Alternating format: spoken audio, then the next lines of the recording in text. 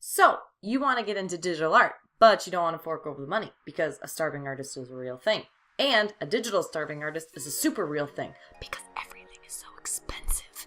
Anywho, if you want to get into digital art, but you don't want to fork out that big monthly fee that Photoshop makes you use, even if you've got a student discount, it's still like a lot of money.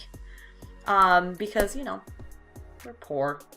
Anywho, I have created curated, I should say, a series of apps that will help kind of compress to give you your very own Creative Cloud. These are all free apps, and if you just download them and collect them, they do work on both PCs and Macs. So let's get started. So up here, these are my collection of my very own Creative Cloud. We're going to be starting with the photography version first, what we kind of used to replace Photoshop, I should say. So we're going to start with that. So we're starting with Photoshop. Photoshop is so big. If you got into Photoshop or if you wanted to do Photoshop, you could learn a new thing in it every single day for the rest of your life. It's giant. So I use two programs to kind of encompass the one. And the first one I use is Fire Alpaca. Now, Fire Alpaca is mostly a drawing site. Like if you wanted to get into Photoshop for the drawing abilities, Fire Alpaca is what you need. As you can see, all the tools are pretty easy down on the side. Everything that you really need is visual, and right there, here's like your brush size and control. You can zoom in with just rolling your mouse. All your brushes are right on the side here. It's really easy to use. It's super easy to catch on to, and they just updated it recently. The other one that I like is Krita. Now, Krita is a little bit closer to Photoshop as far as like complication.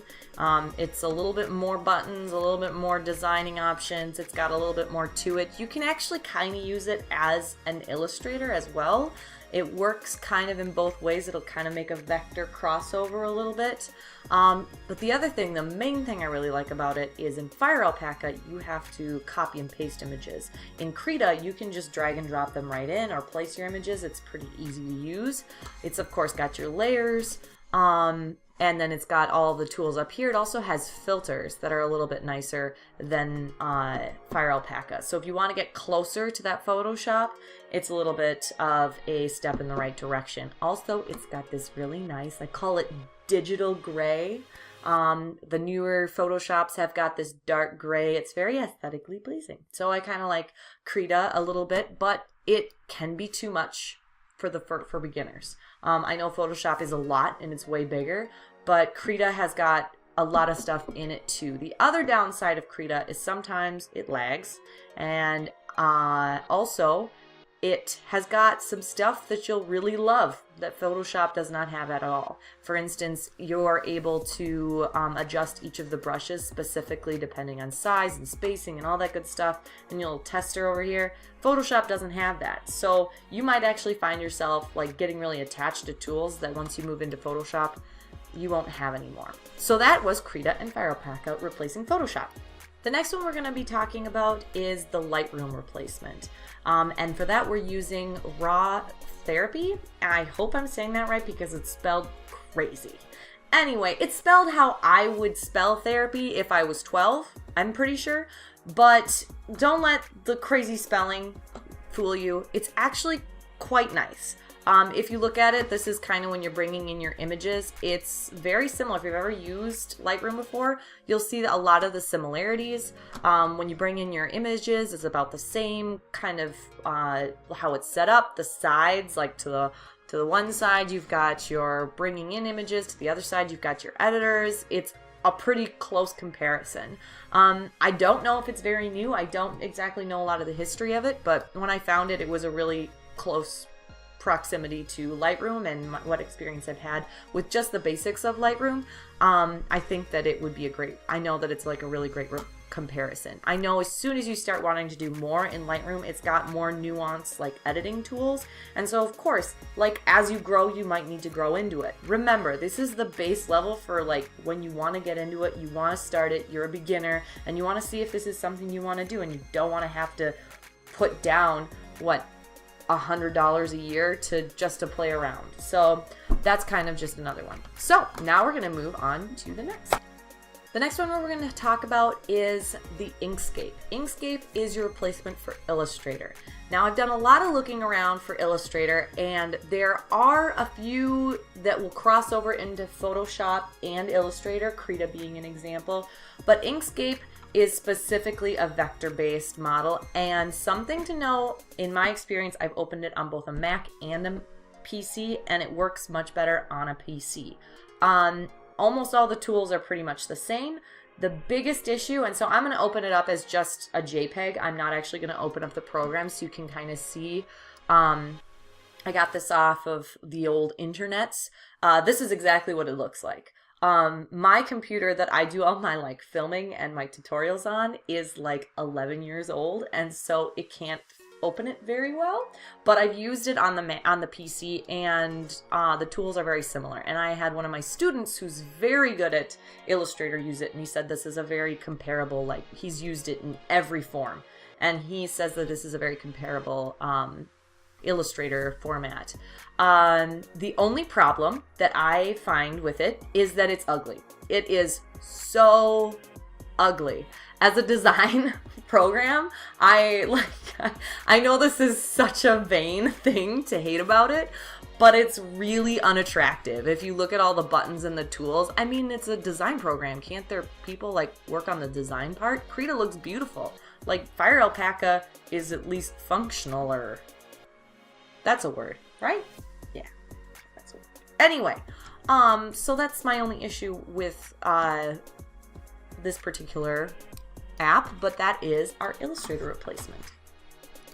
And lastly, we are going to be talking about, not lastly, what am I talking about? Not lastly, I still have two more.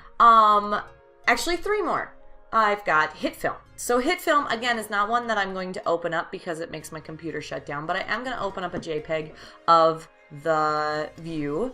HitFilm Express is a free digital editing or video editing software, and it is all on the computer. So the memory of the computer works much like Premiere. Your memory of your video comes from your computer, and then it goes right into the program. So as opposed to iMovie, where you have to load the video fully into iMovie in order to edit it, it's a lot faster. It's super quick. You can just edit like crazy, and then you export once it's done.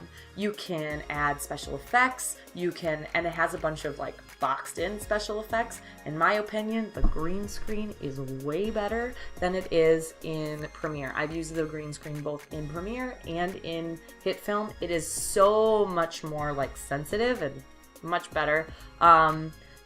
Premiere has got better sound quality. That's just something that it does. It's got a better sound quality to it. But HitFilm is just super easy, and it's so similar to Premiere that when I actually did transition to Premiere with my students, they didn't even need a lesson. It was identical. Bringing in the videos is the same, all of the effects are in the same place, the toolbar acts the same way. In fact, the one thing that they like better about HitFilm is, do you notice how your pictures show up on the bottom here? That's something that doesn't happen in Premiere. Premiere is just two bars, the video bar and the sound bar, and you can see the sound waves but no picture. And so it's harder to find where you want in the video. You kind of end up clicking around a lot more on your timeline to find out where you are, where there's a little thumbnail in HitFilm where it is. And the other thing about HitFilm, and HitFilm might be my favorite free thing I've ever found, they really like giving licenses to students. So if you are a teacher and not just one person wanting to buy it for yourself, if you contact them and say, hey, I've got 35 computers, I want a license for each one of those computers, but I don't want to have 35 emails connected to each license, they will give you 35 licenses connected to one email. So then your whole school is connected on the same thing. So that is another thing that HitFilm does. And then on top of that, HitFilm has Ignite Express. And Ignite is their version of After Effects, kind of. And so if you really get into editing and you want to have the After Effects option as well from the Creative Cloud, they've got Ignite. And so it's both in one, and you can pretty much talk to the same people. Their helpline is honestly better than Adobe's. I hate to smash on Adobe because they're big, and you know, when you're that big, you're gonna have some lag. But HitFilm will get back to you in an hour. They are super quick on their help sign. So that's just the Premiere and After Effects version. Next, we're going to talk about the Flash Animator version. Adobe used to have Flash. Now it's got Animate. So this one is actually Pencil 2D. And I know what you're thinking. It's very basic.